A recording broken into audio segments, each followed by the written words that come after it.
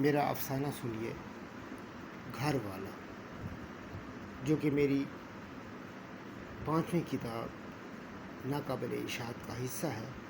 یہ کتاب جلد منظر عام پر آئے گی۔ وہ ایک گھر والا تھا، لیکن اس کی 2 گھر والیاں تھیں۔ یہ بات ایک گہرا راز تھی۔ اس کی بیوی کو علم نہ تھا، اس کی ساس کو اعتراض۔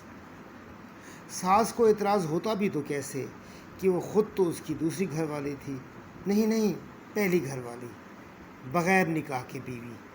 اور اس کی دوسری بیوی خوش تھی کہ اسے اس کی محبت مل گئی ہے، اس نے اپنا پیار پا لیا ہے، مگر وہ بے خبر تھی، لا علم تھی۔